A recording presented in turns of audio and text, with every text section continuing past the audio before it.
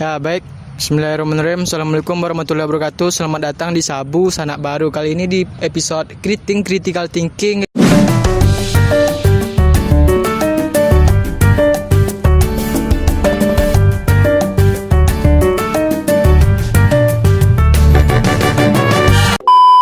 Dan bersama rekan saya lagi, Azad Alfara. Oke, kali ini kita akan mencoba membahas tentang yang banyak pro kontranya, di mana saya akan mencoba membahas tentang pemilu.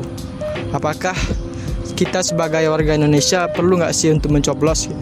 Namun sebelum kita membahas topik tersebut, saya dapat kabar bahwasanya salah satu menteri, Bapak Juliardi, itu melakukan korupsi. Waduh. Nah, itu sama kayak episode kita yang lalu ya, ya tentang korupsi ya. Itu membuktikan dan menambah argumen saya lagi bahwasanya korupsi itu sangat diperlukan.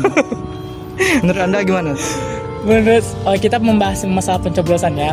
Kalau kita sebagai warga negara yang patuh, yang seharusnya kita mengikuti aturan yang ada, yang sudah pastilah kita harus wajib untuk mengikuti pencoblosan gitu. Oke, jadi menurut Ajat kita perlu mencoblos ya? Ajat Sangat perlu sih, soalnya kan kita akan memilih suatu pemimpin yang menurut kita itu yang terbaik dan bisa menjalankan amanahnya nanti gitu. Dan bisa menjalankan amanahnya. Oke, sebelum kita membahas lebih jauh ya, Ajat sendiri kemarin memilih ya? Memilih atau golput? Milih dong. Iya. Berarti Ajat memilih ya? Kalau boleh tahu nomor berapa tuh? Oh, rahasia. Oh, rahasia. Nggak boleh publik. Oke, di sini menurut saya kita tidak perlu ya mencoblos, karena menurut saya sangat mendukung golongan putih. Karena apa, Zat? Karena menurut saya efeknya tidak ada gitu untuk kita. Karena ya sudah mencoblos, ya nggak ada efek-efeknya, biasa-biasa aja. Kemiskinan tetap ada dan apapun tetap ada. Tetap susah, Covid pun merajalela. Gimana tanggapan Azat tuh terhadap argumen saya? Oh, kalau masalah itu sih bukannya tidak ada perubahan ya, mungkin itu tuh pun terhadap pribadi kita gitu. Lihat cerminan pribadi kita, apakah kita sudah berusaha gitu. Walaupun kita udah mencoblos kan, berarti kan nanti pemimpin yang akan menjadi sebagai pemegang kekuasaan, mereka pasti akan melakukan kinerja mereka gitu untuk masyarakat juga. Nah, untuk itu kita harus ikut mencoblos nih. Kita harus memilih pemimpin yang benar-benar bekerja untuk rakyat. Jadi sangat perlu untuk kita untuk mencoblos. Apabila kita tidak mencoblos, nanti kalau misalnya yang menang itu pemimpin yang menurut pemimpin yang sama kayak kemarin, yaitu bisa jadi dia korupsi atau kinerjanya tidak bagus, itu tuh bakal dampak kepada kita, terutama di dalam bidang ekonomi ataupun di dalam pendidikan terutama gitu. Oh, oke. Jadi Azat sangat tidak mendukung sekali ya tentang golongan putih. Benar, sangat. Tapi perlu diingat bahwasanya apa sih tujuan dari kita untuk mencoblos itu tidak bukan ya untuk impact dari kita sendiri gitu, bukan dari pemimpin tersebut. Misalnya kita memilih pemimpin dengan harapan kita lebih sejahtera lagi kan. Buktinya apa? Pada saat kita mencoblos, sepertinya contoh saja lah presiden lah. Pada saat kita mencoblos presiden, tetapi yang kita harapkan itu, yang kita coblos itu tidak menang presidennya. Impactnya apa? Timbulnya rasa kekecewaan. Sedangkan jika golongan putih, kita tidak ada rasa kecewa, sehingga hidup kita tenang, damai. Menurut saya sih balik dari tujuan awal sih, kita ingin memilih itu kan ingin mencari pemimpin yang terbaik. Kalau seandainya yang kita pilih itu kalah, bukan berarti itu yang jelek, tapi ada yang lebih baik dari itu. Maka kalau kita sebagai yang pemilih, kita harus siap untuk kalah ataupun menang. Tapi yang kita harus lakukan adalah untuk memilih salah satu dari mereka. Kenapa kita harus memilih? Karena satu suara saja itu sangat berdampak bagi hasil dari pemilihan itu sendiri gitu menurut saya.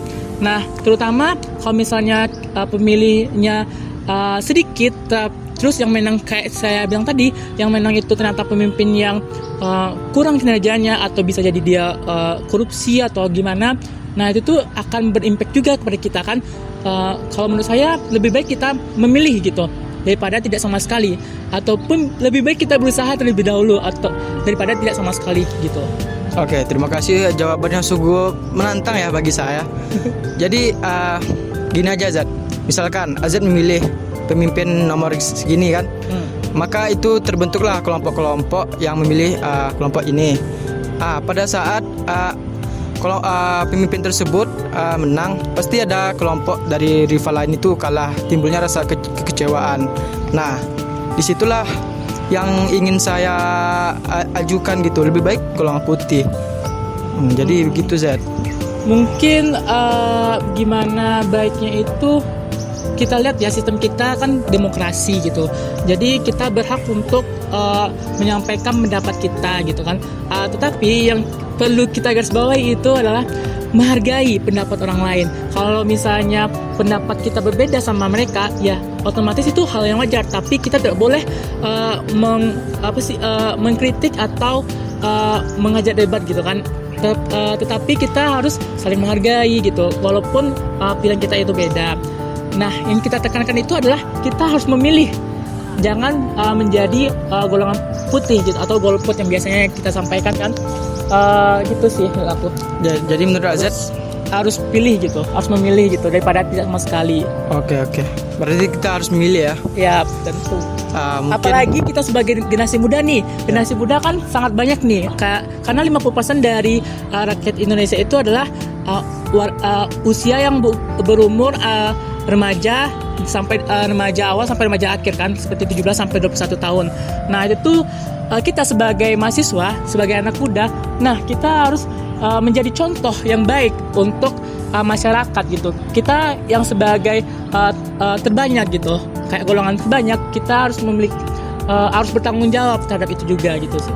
Oke, baik, sangat mantap ya argumen dari Azad. Sekian dulu dari saya. Ya, mungkin ada kata-kata terakhir atau untuk pemimpin juga yang Anda pilih. Semoga yang menang, siapapun pemimpin yang menang nantinya, terutama di kita ya, daerah kita Sumatera Barat, semoga beliau berdua bisa menjadi contoh yang baik untuk masyarakat dan menjalankan amanahnya dengan baik dan bertanggung jawab terhadap pekerjaannya. Dan buat yang pemimpin yang kalah, bukan berarti Anda yang terjelek, atau bukan, itu sama sekali tidak. Tapi Anda juga yang terbaik, tapi ada yang lebih baik dari yang terbaik gitu. Nah, jadi terima apapun hasilnya gitu. Dan buat keluarga beliau mungkin gitu. Baik, sekian dulu dari Critical Thinking. Sekian dulu dari kami Sabu Sana Baru. Assalamualaikum warahmatullahi wabarakatuh.